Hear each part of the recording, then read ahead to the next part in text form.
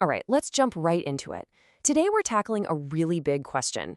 What does it actually mean to be a successful entrepreneur? Because, it's about so much more than just turning a profit. It's really about building a business that has a purpose, that treats people right, and that you can genuinely be proud of. So, let's explore how to build one. So let me ask you something right off the bat. Just look at this choice. What's your gut reaction? That immediate feeling tells you a lot about your own personal values. Are you someone who's driven more by the paycheck or by a sense of meaning and well-being? This is exactly the kind of trade-off entrepreneurs have to weigh all the time, and it gets right to the heart of what we're talking about today. Okay, so before you can even think about building an ethical company, you've got to build your own foundation. We're going to start with what we'll call your moral compass, that internal guide that ends up shaping every single decision you make. And think of it less like a rigid rule book and more like your personal North Star for the kind of leader you really want to be. At the absolute core of that compass is integrity. It's a simple idea, but man, is it powerful. It's just the unity between what you say and what you do. When you have integrity, that consistency builds trust, and trust is the bedrock of everything, with your customers, your team, your investors, you name it. This compass is what's going to help you navigate the, let's be honest, very tricky terrain of business. A well-tuned moral compass isn't for the easy calls. It's for when the decisions get really, really tough. It's that little voice that keeps you pointed in the right direction, especially when nobody else is watching. So, with that foundation in place, let's move on to the blueprint. This is where things get super practical, because a moral compass has to actually work in the real world. And that all starts with understanding the massive difference between what's legal and what's ethical. They are not the same thing. This distinction here is simple, but it's profound. Think of it this way. The law is the floor. It's the absolute mandatory minimum you have to meet to stay out of jail. But ethics? That's the ceiling. That's the aspirational standard you set for yourself. Just meeting the legal requirements is not enough. Ethical entrepreneurs are always aiming higher. And that leads us to this. This is the critical question, isn't it? When something is technically allowed by the law, but it just feels wrong, what do you do?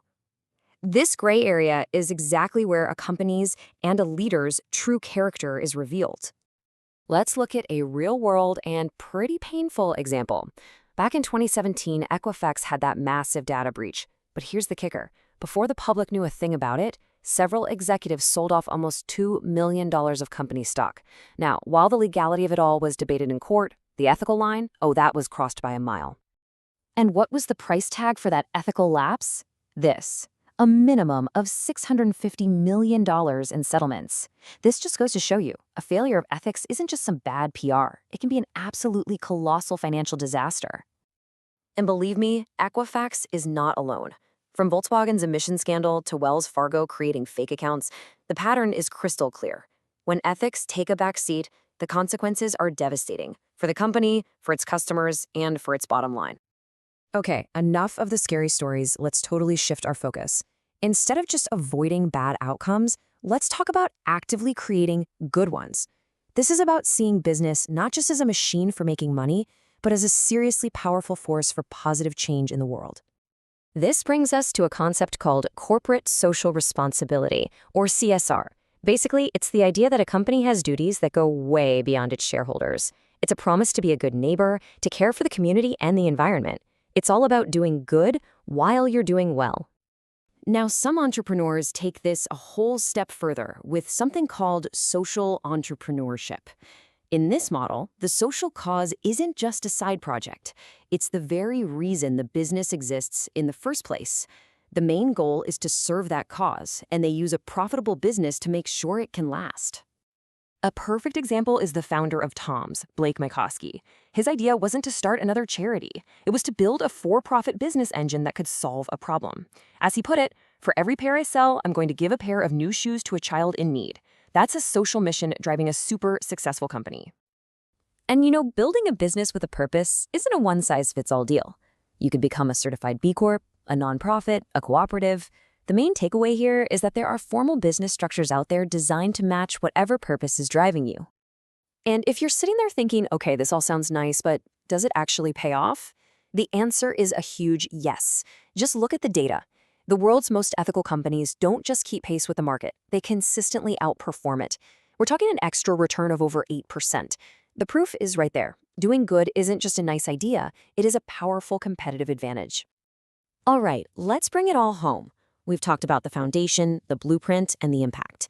This final piece is all about legacy. How do you build an ethical framework that not only helps you succeed now, but actually lasts? And here's where it all comes full circle. It starts with you. Your company's real mission isn't going to come from a consultant or a business textbook. No, it's a direct reflection of your own personal beliefs and values. For a business to be truly authentic and lasting, it has to be built on that authentic foundation. So let's make this real. You can actually formalize that foundation by crafting a personal mission statement. It's a simple 3-step process. Figure out your core values, think about the challenges to those values, and then commit to a specific action. This is how you turn those fuzzy ethical ideas into a tangible guide for your business. And this isn't just some theoretical exercise, Look at this powerful and clear mission statement from Denise Morrison, the former CEO of Campbell Soup. It's a perfect declaration of her values and exactly how she planned to lead. Ultimately, that personal mission statement becomes the very compass we talked about at the beginning. It's the tool that keeps you on course, that helps you make those tough calls, and that makes sure you're building a business that lines up with who you are and the impact you truly want to have. And that leaves us with just one final question to ponder. Beyond the profits, beyond the products, beyond the growth, what will your entrepreneurial journey really stand for? What will your legacy be?